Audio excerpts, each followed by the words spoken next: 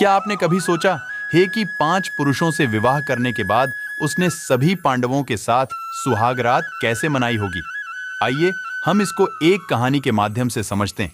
हे द्रौपदी, महाभारत की वो पात्र है जिसके अपमान के कारण ही पद को एक पुत्र चाहिए था, जिसके लिए उन्होंने एक आर्षि के कहने पर पुत्र प्राप्ति यज्ञ शुरू कर दिया और इसी यज्ञ की अग्नि से पुत्र धृष्टद्युम्न के साथ साथ एक पुत्री द्रौपदी भी प्रकट हुई। यही कारण था कि द्रौपदी को याज्ञसेनी के नाम से भी जाना जाता है। दिव्य द्रौपदी एक युवती के रूप में हवन कुंड से प्रकट हुई थी, इसलिए कुछ समय पश्चात राजा द्रुपद ने अपनी पुत्री के लिए स्वयंवर का आयोजन किया। अपनी पुत्री के स्वयंवर के लिए राजा द्रुपद ने सभी राज्यों के राजाओं को आमंत्रित किया। उधर जब द्रौपदी के स्वयंवर की घोषणा हुई, तब माता कुंती सहित 5 पांडव लाक्षागृह कांड के बाद ब्राह्मण के वेश में वन में रहते थे। जब इस बात की उन्हें सूचना मिली कि द्रौपदी का स्वयंवर हो रहा है और वहां श्री कृष्ण भी आएंगे, तो 5 पांडव उनकी दर्शन की अभिलाषा लिए पांचाल देश की ओर निकल पड़े और स्वयंवर के दिन पांचाल जा पहुंचे। उधर स्वयंवर शर्त के रूप में राजा द्रुपद ने एक यंत्र में बड़ी सी मछली को रखा जो घूम रही थी। शर्त के अनुसार उस घूमती हुई मछली की आंख में नीचे तैल पात्र में उसकी परछाई देखकर तीर मारना था। स्वयंवर के दिन एक के बाद एक सभी राजा महाराजा एवं राजकुमारों ने ऊपर घूमती हुई मछली की आंख पर उसके प्रतिबिंब को नीचे जल में देखकर निशाना साधने का प्रयास किया, किंतु सफलता हाथ न लगी और वे सभी एक एक कर अपने स्थान पर लौट आए। इन असफल लोगों में जरासंध, शल्य, शिशुपाल तथा दुर्योधन, दुःशासन आदि कौरव भी सम्मिलित थे।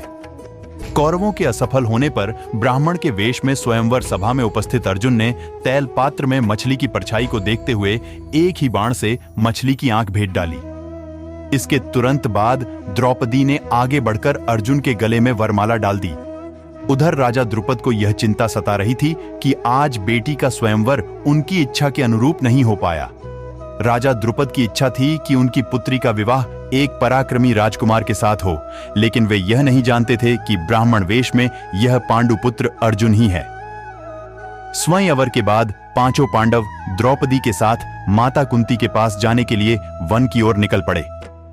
कुछ समय बाद 5 पांडव द्रौपदी सहित वन में स्थित अपने कुटिया के द्वार पर पहुंचे। वहां पहुंचकर अर्जुन ने बाहर से ही माता कुंती को आवाज लगाई और कहा कि माता देखो, आज हम लोग भिक्षा में क्या लाए हैं।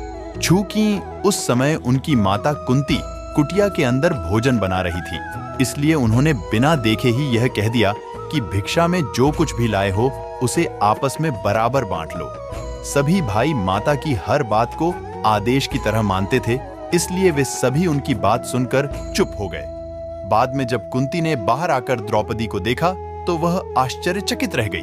फिर उसने युधिष्ठिर से बोला, तुम ऐसा करो कि मेरा वचन भी रह जाए और कुछ गलत भी ना हो। लेकिन धर्मराज युधिष्ठिर भी कोई रास्ता ना निकाल सके। अंत में यह फैसला किया गया कि 5 भाई द्रौपदी से शादी करेंगे। इधर जब इस घटना का पता राजा द्रुपद को लगा तो वो भी परेशान हो गए और उन्होंने अपनी सभा में बैठे भगवान श्री कृष्ण और महर्षि व्यास जी से कहा कि धर्म के अनुसार किसी स्त्री का 5 पति की कैसे हो सकता है। तब महर्षि व्यास ने राजा द्रुपद को बताया कि द्रौपदी को उसके पूर्व जन्म में भगवान शिव ने ऐसा ही वरदान दिया था। भगवान शिव के उसी वरदान के कारण यह समस्या उत्पन्न हुई है और भगवान शिव की बात अन्यथा कैसे हो सकती है।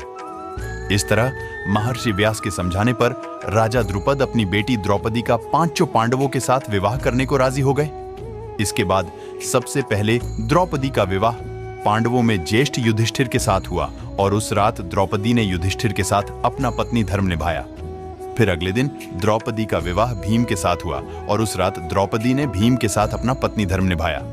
इसी प्रकार अर्जुन, नकुल और सहदेव के साथ द्रौपदी का विवाह हुआ और इन तीनों के साथ भी द्रौपदी ने अपना पत्नी धर्म निभाया।